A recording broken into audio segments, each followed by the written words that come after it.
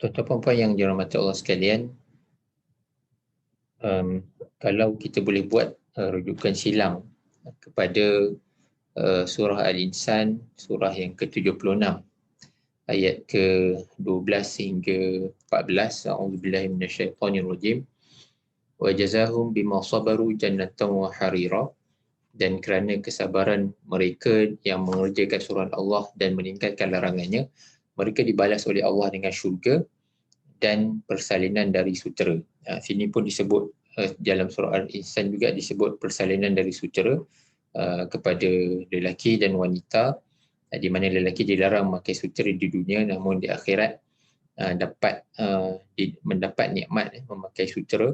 Dan begitu juga wanita, walaupun dapat memakai sutera di dunia, namun nikmat sutera di akhirat itu sudah tentulah lebih baik, lebih bagus daripada apa yang dinikmati di dunia ini. Muttaqiina fiha 'alal araik, ayat yang sama ataupun perkataan yang sama dalam surah Ar-Rahman juga, muttaqiin, bersenang-senang, beristirahat di dalam syurga, 'alal araik, berbaring di atas pelamin-pelamin, la yarawna fiha syamsan wala zamharira, dan mereka tidak nampak matahari, maksudnya tidak panas, dan juga wala zamharira, tidaklah terlalu sejuk. Cuaca yang sedang-sedang elok, tidak ada ekstrim panas dan tidak ada ekstrim sejuk.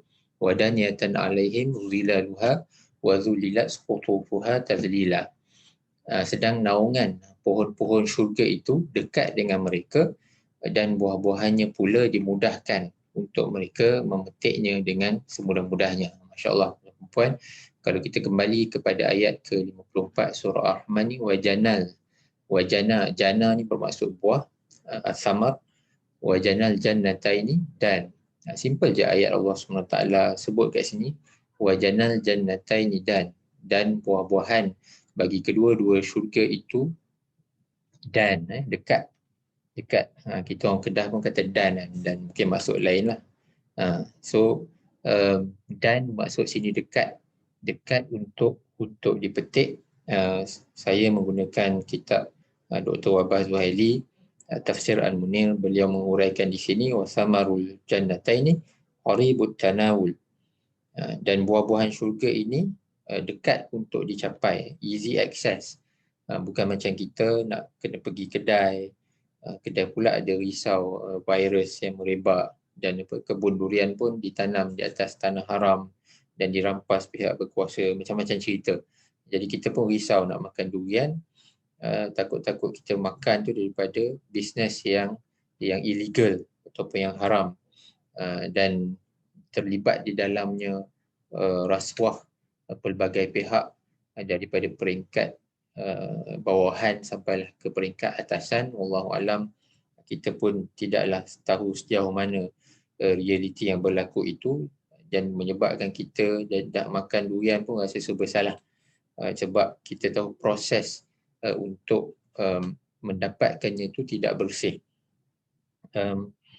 Kita kata the dark side, tuan-tuan perempuan, di dalam dunia ini kebanyakan bisnes yang bermewah begitu, sama ada durian mahupun batu permata, mahupun kita panggil gemstone dan sebagainya, semuanya tidak lari daripada the dark side, emas dan sebagainya. The dark side itu adalah berkenaan tentang pemaksaan buruh, tentang rasuah-rasuah yang berlaku, tentang penyeludupan yang berlaku, penipuan yang berlaku di dalam industri-industri seperti itu, dan dia berlaku di mana-mana pun sebenarnya, menyebabkan kita tak selesa, dan kita ialah kita setakat yang kita mampu, kita beli dengan cara yang halal, namun di belakang daripada itu kita tak tahulah the dark side itu macam mana. Dan the dark side itu, sisi hitam bagi industri-industri itu, boleh jadi berlaku di dalam mana-mana industri sekalipun.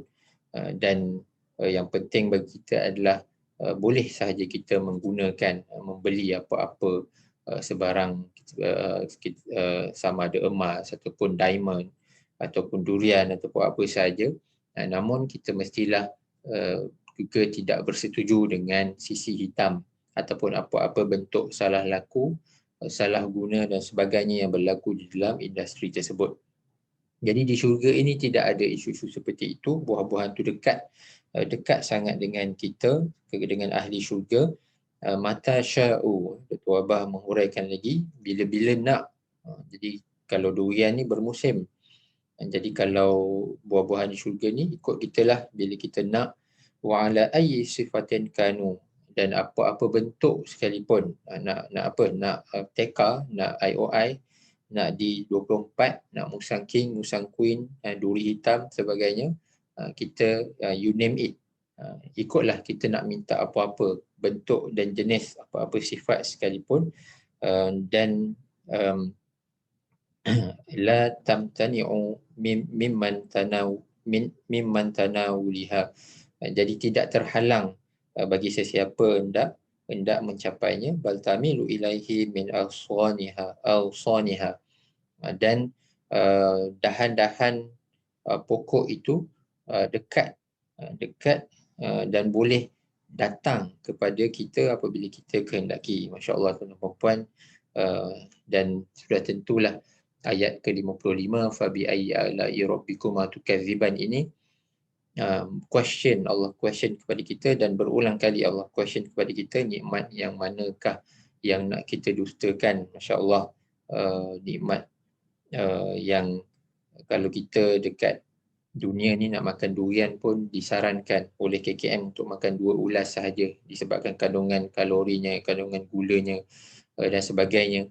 Jadi di syurga nanti Masya Allah tidak ada semua itu, dan ini adalah satu nikmat. Begitulah tuan-tuan perempuan, kalau kita fikir nikmat buah-buahan ni, tak kira lah durian ke, manggis ke, rambutan ke, kita fikir itu pun nikmat kita makan buah-buahan ini. Tak kisahlah buah-buahan tempatan ataupun yang diimport seperti anggur, apple dan sebagainya. Itu sahaja pun dah cukup dah. Kita katakan sebagai nikmat yang tak boleh nak kira. Tak boleh nak kira. Yang kita perlu bersyukur kepada Allah Subhanahu Wa Taala dengan kita menurut perintahnya dan kita menjauhkan diri daripada segala maksiat, dosa dan sebagainya. Jadi begitulah tuan-tuan perempuan, dan saya sambung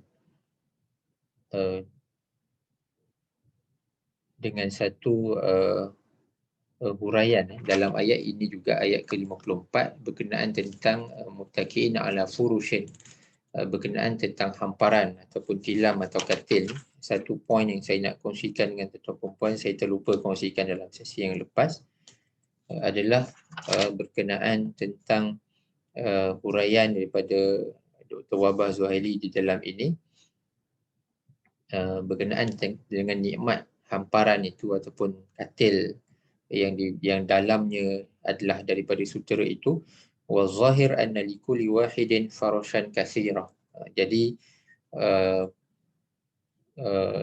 secara zahirnya nikmat di dalam syurga, nikmat dalam bentuk katil atau hamparan tu adalah berbentuk setiap seorang ada banyak tilam sebanyak mana yang dia nak. Katil tak kisahlah.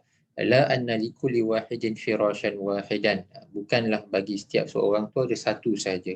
Ini huraian Dr. Wabah Zuhaili dalam menguraikan nikmat yang begitu banyak sekali di dalam syurga. Setiap seorang bukan ada satu saja.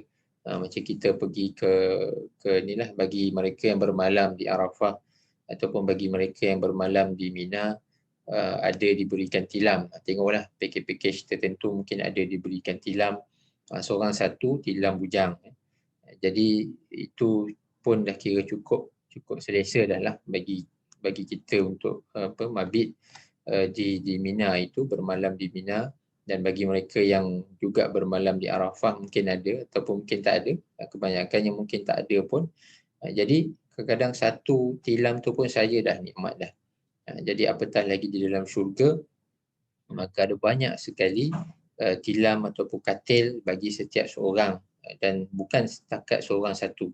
Begitulah yang digambarkan nikmat dalam syurga yang tidak terhad.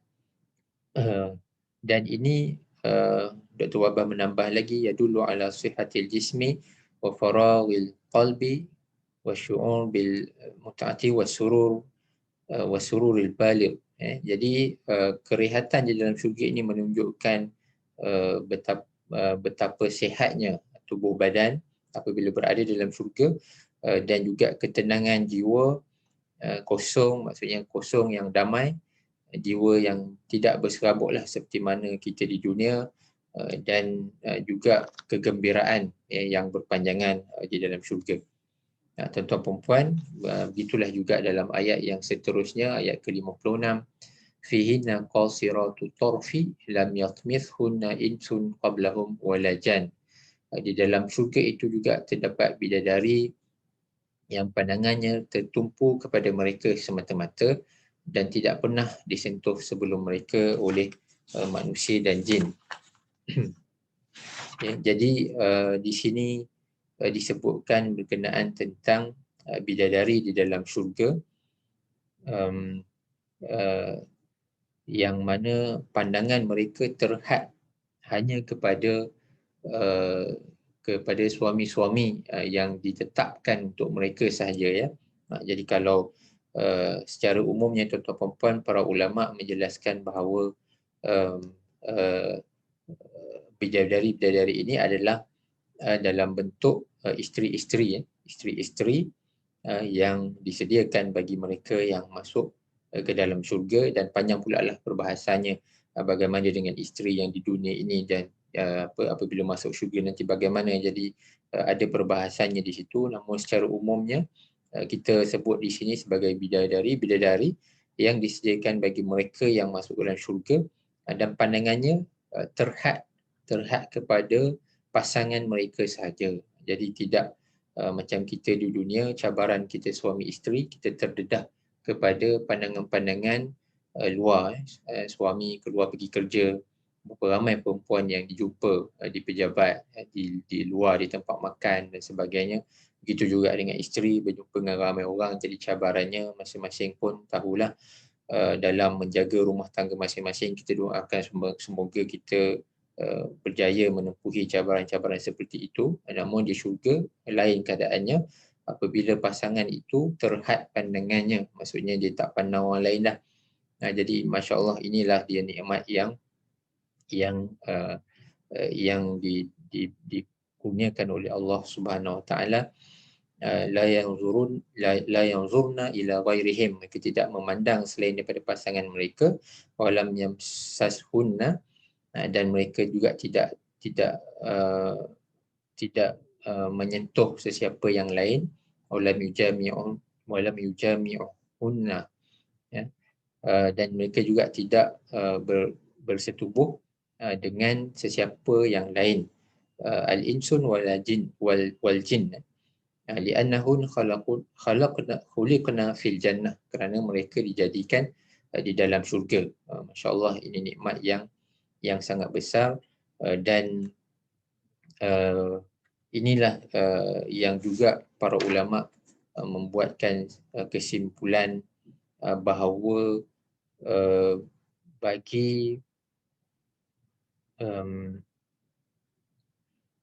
bagi disebutkan di dalam ayat ke-56 ini, lam yaqmithunna insun qablahum wala jan, mereka tidak pernah disentuh sebelumnya oleh manusia dan jin.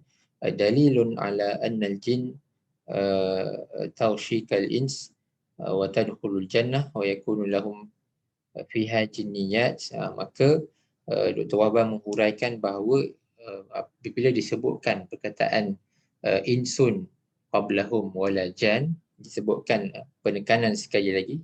Ayat-ayat dan sebelum ni biasa menyebut tentang jin dan manusia, maka dalam ayat ni juga menyebutkan tentang manusia dan jin. Dan ini adalah dalil bahawa jin juga masuk syurga, dan ada juga bagi mereka bidadari mereka. Maka secara umumnya saya ambil di sini tuan-tuan perempuan, lil mu'minin minal jin azwajun minal hurul ain fal insiyat lil ins wal jinniyat lil jin. Bagi manusia bidadari dari manusia, bagi jin bidadari bagi jin lah, dari golongan ataupun daripada jenis mereka. Begitulah tuan-tuan perempuan pemahamannya. Dan bahawa jin juga boleh masuk syurga atas ketaatan mereka dan apapun fokus kita adalah kepada diri kita, supaya kita sentiasa taat kepada perintah Allah Subhanahu Wa Taala dan menghindarkan diri daripada dosa-dosa. Dari sehari ke sehari kita baca Al-Quran untuk menjadikan diri kita ini kuat, dan menjadikan minda kita sedar dan berfikir tentang kekuasaan Allah, tentang apa yang Allah suruh dan apa yang Allah larang, dan minda kita berfikir untuk kita mengawal tindak tanduk kita dari sehari ke sehari. Mudah-mudahan dengan kita membaca Al-Quran ini dapat memberikan peringatan dan dapat memandu segala tindakan kita, insya-Allah.